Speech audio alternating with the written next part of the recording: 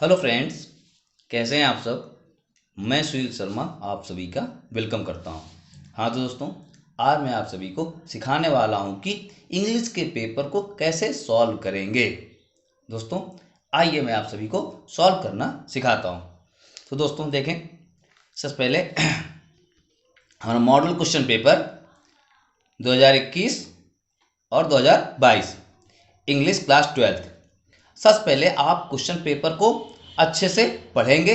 जब तक आप संतुष्ट नहीं हो जाते हैं, सेटिस्फाइड नहीं हो जाते हैं, तब तक आप आंसर को मत दीजिएगा। जल्दबाजी बिल्कुल मत करिएगा, नहीं तो कॉपी में काट पीट करेंगे, गलत लिखेंगे तो आपके जो कॉपी का जो प्रभाव रहेगा वो बहुत कम हो जाएगा।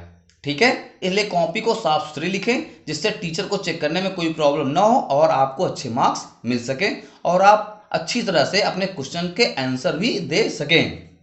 तो देखें, सबसे पहले देखिए क्या रहेगा, क्या लिखा है। The first 15 minutes are allowed to the candidates for reading the question paper. All questions are compulsory, marks are indicate against questions. ठीक है, अब देखें सेक्शन ए दिया गया है। क्या दिया गया है? Read the following passage carefully and answer the questions that follow. ये पैसेज दिया गया है, ये पैसेज आप लोग देख लें। ये पैसेज पूरा दिया गया है। इस पैसेज को आपको अच्छे से पढ़ना है और जब पैसेज अच्छे से समझ में आ जाए, जल्दबाजी ना करें, नहीं तो आपके आंसर गलत हो सकते हैं। ठीक है, पहले आप पैसेज को अच्छे से खूब पढ़ें। पढ़ने के बाद में नीचे दिए गए क्वेश्चंस के आंसर आप तभी देंगे। ठीक है, इन क्वेश्चन के आंसर जो है इसी पैसेज में दिए गए हैं। आप अच्छे से पैसेज पढ़ें और क्वेश्चन से आंसर फाइंड आउट करें, ढूंढें, उसके बाद जाकर उत्तर पुस्तिका में अपने आंसर को लिखें। ठीक है, ये तो रहा हमारा पहला क्वेश्चन, जैसे दिया गया है read the following passage carefully and answer the questions that follow. दिए गए पैराग्राफ को बी केयरफुली अच्छे से पढ़ना है और पढ़ने के बाद में नीचे दिए गए क्वेश्चंस के आंसर को इसी पैसेज से ढूंढ करके लिखना है। उसके बाद देखें नेक्स्ट जो है,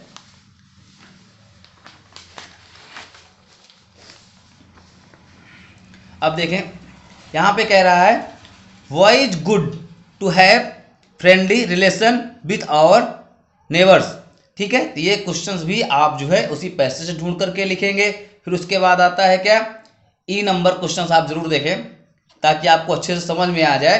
क्योंकि क्या लिखा है, which word the passage means. ठीक है, क्लोजनेस।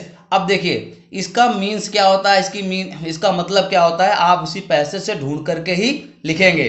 फिर आता है which word in the passage is opposite of often.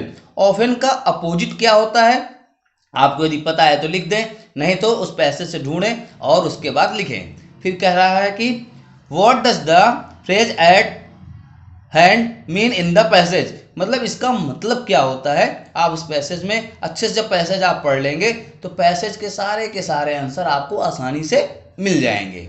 अब बात आता है सेक्शन बी। सेक्शन बी में क्या है देखें, right an article on any one of the following topics in about 100 to 150 words. ठीक है, तो आपको क्या करना है, right an article any one of the following topic. किसी एक टॉपिक पर आपको आर्टिकल लिखना है। अब आर्टिकल होता क्या है दोस्तों, देखिए जैसे अभी तक क्या होता था हमारे यूपी बोर्ड में, क्या था, आर्टिकल लिखने को नहीं आता था, ऐसे ही आता था। हम लोग ऐसे कंप्लीट करते थे और लिख करके चले आते थे। लेकिन अब आपको ऐसे की जगह पे आर्टिकल लिखना है। आर्टिकल का मतलब होता है संक्षिप्त स्टोरी, मतलब कि कहानी पूरी हो, कम से कम शब्दों में पूरी कहानी कह दी जाए। ठीक है, संक्षिप्त वर्णन करना ही आर्टिकल कहलाता है। जैसे आप लोग क्या करते थे, ऐसे लिखते थे। अब ऐसे में क्या करते थे, आप 2 पेजेस 3 पेजेस 4 पेजेस का ऐसे लिखते थे। लेकिन नहीं, अब क्या है, यदि आपको स्टोरी पता है, जैसे आप पॉल्यूशन हो गया मान लीजिए दे दिया गया, तो पॉल्यूशन के विषय में आपको ऐसे पता है, पूरी जानकारी पता है, तो पॉल्यूशन को जितना आप बढ़ा चढ़ा कर लिखेंगे, यानी कि बात पूरी कहनी है और कम से कम शब्दों में पूरी बात कह दीजिए आप, तो जान लीजिए वही आपका आर्टिकल है। ठीक है, जैसे यहाँ पे क्या किया गया है, दिया गया है India a land of natural beauty, second topic क्या है, joint family system, need of the hour, my plans for future. ये 3 टॉपिक है, इनमें किसी एक टॉपिक पर ही आपको लिखना है। बच्चे बहुत होशियार बनते हैं, क्या होता है यदि आ रहा होता है तो बहुत एक्साइटेड होकर के कभी कभी एक ही क्वेश्चन के 2 आंसर दे देते हैं। ठीक है, जैसे करना एक रहता है, ठीक है, तो लिख 2 देते हैं। जैसे यहाँ पे क्या किया गया, एनी वन, किसी एक का, right an article any one, किसी एक का ही लिखना है दोस्तों। ठीक है, इतना समझ में आ गया है। अब आगे चलते हैं, क्या लिखा है, थर्ड क्वेश्चन क्या है, write a letter to the editor of a national daily to show your concern on growing use of possible words, ये दिया गया है। दूसरा लेटर क्या दिया गया है, write a letter to the principal of your school to complain against the, ठीक है, shortage of latest sports magazines in the library. तो देखिए दोनों का मतलब तो आपको समझ में आ रहा है। तो आपको जो अच्छा लगे, जो आपको सरल लगे, ठीक है, जो आपका दिल करे, उसी को आपको केवल एक लेटर लिखना है। या तो आप पहला लिख लीजिए या अथवा करके दिया गया और करके आप इस वाले को लिख लें। ठीक है, अब आते हैं हम लोग सेक्शन सी, ग्रामर पोर्शन पर।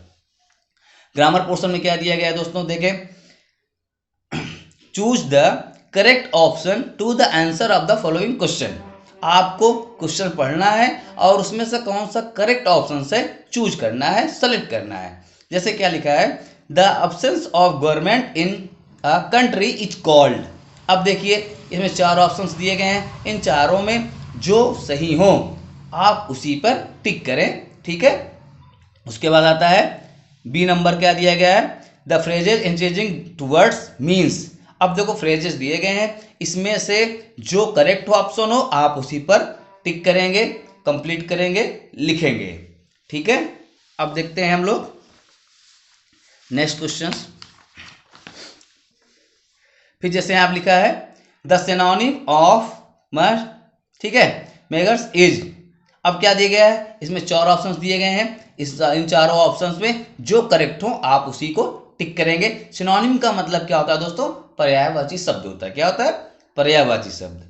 आगे चलें, देखिए डी नंबर में क्या दिया गया है, on seat one should do his duty, one should do his duty, which word in this sentence is an error. मतलब दिए गए सेंटेंस में क्या रॉन्ग है, क्या गलत है, क्या करेक्शन है, उसके स्थान पर क्या लिखा जाएगा, आप इसको अच्छे से कंप्लीट करें। ठीक है, क्या करेक्शन है इसको आप कंप्लीट करें। जैसे आप यदि आपने आर्टिकल पढ़ा होगा तो कहीं पे जैसे लिखा होता है इंग्लिश, इंग्लिश क्या होता है, अंग्रेजी होती है, उसके पहले यदि हमने द लगा दिया तो क्या होगा दोस्तों, अंग्रेज बन जाता है। ठीक है, इसी प्रकार से आप इस पूरे सेंटेंस को अच्छे से कंप्लीट करेंगे और करेक्शन ढूंढेंगे, करेक्शन जो आपको लगे, जिसके स्थान पे जो चेंज करना है आप चेंज करके लिख सकते हैं। फिर लिखा है the antonym of the barren is. Antonym क्या होता है दोस्तों, विलोम शब्द। अब जैसे यहाँ पे बैरन है, बैरन का क्या होता है, फर्टाइल। क्या होता है, फर्टाइल, यानी कि ई का पहला वाला ऑप्शन करेक्ट है। ठीक है, तो आप इस प्रकार से क्वेश्चन को कंप्लीट करेंगे, आंसर देंगे। ठीक है, अब आते हैं हम लोग क्वेश्चन नंबर 5 पे। 5th क्वेश्चन क्या दिया है, देखो, change any one of the following in direct speech. आपने डायरेक्ट इनडायरेक्ट तो पढ़ा ही होगा। ठीक है, इसमें से किसी एक का ही करना है दोस्तों। ठीक है, नहीं तो आप बहुत खुश होकर के दोनों कर दीजिए, दोनों नहीं करना है, सिर्फ एक का करना है। जो आपको आ रहा हो उसी का आप लोग जो है इनडायरेक्ट बनाएंगे। I said don't waste your time, ये आपका पहला है। दूसरा क्या है, my teacher said to him you can send you application online too. ये 2 दिए गए हैं, फर्स्ट और सेकंड। इनमें से आपको किसी एक का ही करना है, दोनों का नहीं करना है। अब आते हैं ऑप्शंस बी पे। बी में क्या दिया गया, कंबाइन एनी वन, मतलब किसी एक का करना है, of the following as directed.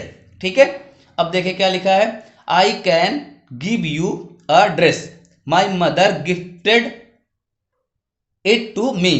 क्या है, कॉम्प्लेक्स सेंटेंस बनाना है आपको। आप चाहे इसका तो यदि आपको कॉम्प्लेक्स आ रहा हो तो आप कॉम्प्लेक्स सेंटेंस बना लें, नहीं तो क्या दिया है, do it label it compound sentence, आप इसका कंपाउंड सेंटेंस बना लें। यदि आप सभी ने ट्रांसफॉर्मेशन अच्छे से पढ़ा है, सिंथेसिस अच्छे से पढ़ी है, तो आप अच्छे से क्वेश्चंस को कर सकते हैं। अब बात आते हैं, अब कह रहा है चेंज, अब ऑप्शन सी में आते हैं, change any one of the following I directed, I can do it passivise, I can do it क्या है, पैसिवाइज, आपको पैसिवाइज करना है, यदि आपको पैसिवाइज आता है तो आप पैसिवाइज बनाएं, अदरवाइज क्या है, this is the most effective, ठीक है, this is the most effective remedy for this disease, इसका बनाना है कंपैरेटिव डिग्री। कंपैरेटिव डिग्री क्या होती है दोस्तों, आपने पढ़ा होगा, positive degree, comparative degree and superlative degree, ठीक है, जैसे होता है गुड, बेटर, बेस्ट। अब इसकी बनानी है कंपैरेटिव डिग्री, तो आप इसका कंपैरेटिव डिग्री में इसको चेंज करेंगे, आप बनाएंगे, आप कंप्लीट करेंगे, आप बहुत होशियार हैं। आगे देखें, अब बात आती है ऑप्शन डी में चलते हैं, क्या दिया गया है, correct any one of the following sentences, किसी एक सेंटेंस क्या करना है, करेक्ट करना है, किसी एक को ही करना है दोस्तों, मतलब कि दोनों को करेक्ट नहीं करना है। You are senior than me, ठीक है, या कैटल्स आर ग्रेजिंग, दोनों दिया गया है, आपको जो समझ में आए इसके सेंटेंस का करेक्शन करना है, करेक्ट करना, करेक्ट एनीवन, किसी एक को करेक्ट फॉर्म में लिखना है, आप इसको कंप्लीट करें, जैसा आप लोगों ने हाई स्कूल में भी पढ़ा है, ठीक है। अब बात आती है ऑप्शन ई की, use any one of the following pairs of words in your one sentence to make the different in their meanings clear. अब यहाँ पे देखिए दो मीनिंग दी गई हैं, दोनों का मीनिंग एक जैसे दिख रही है, प्रोनाउंसिएशन यानी कहने का मतलब उच्चारण, पढ़ने का उच्चारण हमारा एक ही होगा, लेकिन इसके मीन्स जो मतलब होते हैं वो अलग अलग होते हैं। एक सिंपल सा देखिए लिखा हुआ, सेकंड ऑप्शन देखें, जैसे सेल और सेल, सेल का मतलब होता है बेचना, और एक CELL सेल, सेल का मतलब होता है कोशिका। कोशिका क्या होती है, कोशिका हमारे बॉडी के पार्ट्स होते हैं, ठीक है, हमारा ठीक है, हमारा जो बॉडी है अनंत मतलब कि असंख्य कोशिकाओं से मिलकर के बना हुआ है, तो इसलिए कह सकते हैं सेल का मतलब, एक सेल का मतलब होता है SELL सेल मतलब बेचना, और CELL सेल मीन्स होता है कोशिका, ठीक है। तो आप इस प्रकार से क्वेश्चन को पढ़ते जाएंगे और अच्छे से आंसर देते जाएंगे। मैं आप सभी को क्वेश्चन समझा रहा हूं ताकि आप अच्छे से समझ जाएं कि किस प्रकार से सॉल्व करना है। अब है देखिए question number 6, translate the following passage in English, दिए गए पैसेज का इंग्लिश में ट्रांसलेट करना है, आप इस पैसेज को अच्छे से पढ़ें और इसका ट्रांसलेट करें, इसकी इंग्लिश बनाएं, ठीक है। उसके बाद आते हैं सेक्शन डी में, लिटरेचर में।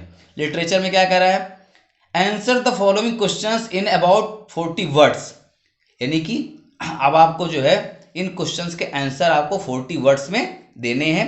ज़्यादातर आप जो है अच्छे से कंप्लीट करें दोस्तों, बहादुर वही होता है जो सारे क्वेश्चन को अटेम्प्ट करता है, जो सभी क्वेश्चन को कंप्लीट करता है, इसलिए ज़्यादा टाइम वेस्ट मत करें, ठीक है। और क्वेश्चंस के आंसर जो है आप लोग जो है 6 लाइन 7 लाइन 8 लाइन जो भी लिखना है आप लिख करके कंप्लीट करें। इसमें 2 क्वेश्चंस दिए गए हैं, ए ऑप्शंस में 2 क्वेश्चन है, 2 में से एक करना है, आपको जो आ रहा हो आप उसको लिख सकते हैं, कर सकते हैं। जैसे कह रहा है who are the invasions in the, ठीक है, Seemapuri, what do they do for their survival, ठीक। और सेकंड क्वेश्चन क्या है, और में who was Rajkumar Shukla, what did he do bring Gandhi ji to Champaran, ठीक है। ये इंडिगो चैप्टर का है, आप अच्छे से पढ़ लें। और मैं आपको चैप्टर्स बता रहे हैं कुछ जो है, जैसे इंडिगो हो गया, द लॉस्ट लेसन हो गया, ये ऐसे इंपॉर्टेंट चैप्टर्स हैं, आप अच्छे से कंप्लीट करेंगे तो आपको 100% क्वेश्चन आपके एग्जाम में जरूर फंसेंगे, ठीक है। उसके बाद क्या आता है देखें ऑप्शन बी में, व्हाई डिड मिस्टर हैमेल, ठीक है, ये द लॉस्ट लेसन आपका है, पहले चैप्टर का है, प्रोज का पहला ही क्वेश्चन है, पहले चैप्टर का ही क्वेश्चन है, आप इसको अच्छे से पढ़ें। और इसमें 2 क्वेश्चन दिए गए हैं, किसी एक का आप जो है आंसर दें। दूसरा क्वेश्चन क्या है, why did the peddler consider the world as a rat trap, ठीक है। उसके बाद आता है आपका क्वेश्चन नंबर 8। अब 8 नंबर में देख क्या दिया गया है, answer any one of the following in about 80 words, ठीक है। 80 वर्ड्स में लगभग आप चाहें तो एक ही पेज के आंसर जो है देंगे, लॉन्ग क्वेश्चन के आंसर जो लिखेंगे आप केवल एक पेज के लिखेंगे बस, ठीक है, ताकि आपको अच्छे से आपका क्वेश्चन भी पूरा कंप्लीट हो जाए, और जितने भी क्वेश्चन आपके पेपर में दिए गए हैं आप सभी क्वेश्चन को अच्छे से अटेम्प्ट कर सकें, ठीक है। फिर दूसरा क्वेश्चन क्या दिया गया है, पहला क्वेश्चन क्या है, all we have to fear, is fear itself, justify this statement on the basis of the lesson deep water. पहला क्वेश्चन किसका है, डीप वाटर का है। दूसरा क्वेश्चन क्या दिया है, डिस्क्राइबिंग द, ठीक है, plight of rag pickers as depicted in the lesson the lost spring. ठीक है, आपको यहाँ पे देखें दो क्वेश्चंस मिलते हैं, दो में से किसी एक का करना है, जो आपको लर्न हो, कंप्लीट हो बेटा, उसी को आप अच्छे से वहाँ पे लिखें। कॉपी में लिखते समय आप ये ध्यान रखें कि काटपीट नहीं होना चाहिए। जितनी सुंदर कॉपी लिखेंगे उतना ही सुंदर, उतना ही अच्छा तुम्हें क्या बोला मार्क्स मिलेगा। ठीक है, read the following stake carefully and answer the questions that follow and, ठीक है। अब देखिए पोएट्री है, पोएट्री में आपको मैं बता दे रहा हूँ इंपॉर्टेंट्स जो चैप्टर, जैसे आपका द मदर 66 हो गया, एंड 10 जेनिफर्स हो गया, आई थिंक ऑफ ब्यूटी हो गई। इन 3 अगर पोएम को आप अच्छे से कंप्लीट कर लेंगे तो यकीन माने 100% आपके एग्जाम में जरूर फंसेगा ये जो है। ठीक है, अब देखिए क्या है यहाँ पे देखिए क्वेश्चन दिया गया है, और इस क्वेश्चन को आपको इस दिए गए पोएट्री के स्टैंजे को अच्छे से पढ़ना है। ठीक है, अच्छे से रीड करने के बाद ही आप अपनी उत्तर पुस्तिका में दिए गए नीचे क्वेश्चन के आंसर को इसमें से ढूंढ करके लिखेंगे। जैसे पहला क्वेश्चन क्या है, what is the fear that has always pained the poetess. ठीक है, तो इसमें से आप ढूंढेंगे और कंप्लीट करेंगे। जैसे and the old familiar ache my childhood fear but all I said was see you soon Amma, and I did was smile and smile and smile. पूरा दिया गया है। इस पैसेज को अच्छे से स्टैंजा को अच्छे से पढ़ने के बाद ही आप आंसर देंगे। ठीक है, अब देखें आता है नेक्स्ट क्वेश्चन, क्या दिया गया है, देखें आपका यहाँ पे क्या है, what is the contrast between the poetess feeling and her words. ठीक है, अब उसके बाद क्या है, फिर नीचे आपको देख दिया गया है, what did the poetess keep on smiling only. इस देखो 3 क्वेश्चन दिए गए हैं, इन तीनों क्वेश्चन के आंसर आपको उसी स्टैंजा से मिलेंगे। और स्टैंजा करने का तरीका यही है कि यदि आप सभी को अच्छे से आपने पोएट्री पढ़ी है, पोएट्री की मीनिंग आपको पता है, अर्थ आपको पता है, तो आप अच्छे से अपनी लैंग्वेज में बना करके उसके क्वेश्चन के आंसर को दे सकते हैं। फिर आता है question number 10, right the central idea of any one of the following poems. किसी एक टॉपिक की आपको क्या लिखना है, सेंट्रल आइडिया लिखना है। जैसे यहाँ पे दिया गया है कीपिंग क्वाइट दिया गया है, आई थिंक ऑफ ब्यूटी दिया गया है, आंट जेनिफर टाइगर्स। ठीक है, ये दिए गए हैं ए बी और सी, इनमें से किसी एक का सेंट्रल आइडिया लिखना है। यदि आपकी भी सेंट्रल आइडिया पूरी ठीक ठाक लिखी होगी तो आपको पूरे 4 मार्क्स जरूर मिलेंगे। अब आता है question number 11, answer the following questions in about 40 words each. फिर वही बात आ गई, आपको 40 वर्ड्स के ही जो है आंसर देने हैं। आप जो है 6-7 लाइन लिखें, 8 लाइन लिखें, कंप्लीट हो जाएगा। ठीक है, दिया गया है, आप यहाँ पे देखें ए ऑप्शंस में 2 क्वेश्चन है, किसी एक का करना है, और बी ऑप्शंस में 2 क्वेश्चन है, आपको किसी एक का ही करना है। अब बात आती है क्वेश्चन नंबर 12 की, answer any one of the following questions in about 80 words. अब आपको यहाँ पे देखें 2 क्वेश्चंस दिए गए हैं, इन दोनों क्वेश्चंस में जो आपको आ रहा हो, जो आपको कंप्लीट हो, आप उसी का आंसर यहाँ पर लिखेंगे। What brings Derry closer to Mr Lamb, ये दिया गया है, या what impressions of Sadao as a doctor and a human being do you from on the basis of the story the enemy. ठीक है दोस्तों, ये तो रहा हमारा जो है क्वेश्चन नंबर 12, जो हम अच्छे से कंप्लीट करेंगे और लिखेंगे। तो जैसा कि मैंने आप सभी को ही पेपर लिखना सिखाया, समझाया कि किस प्रकार से आप करेंगे, आप बिल्कुल नर्वस ना हो, पेपर को अच्छे से पढ़ लेंगे। आप अच्छे से पढ़ने के बाद ही क्वेश्चन के आंसर को अपनी कॉपी में लिखना स्टार्ट करेंगे बेटा।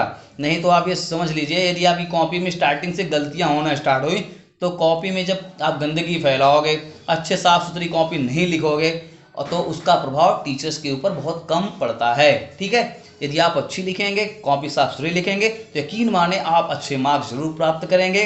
आप अच्छे से तैयारी करें और अपने एग्जाम की अच्छे से तैयारी करें और अच्छे मार्क्स हमारी तरफ से भाई सबको यही ऑल दी बेस्ट में कहना चाहूँगा कि सब लोग अच्छे से तैयारी करें और अच्छे मार्क्स जरूर प्राप्त करें। ऑल दी बेस्ट आप सभी को।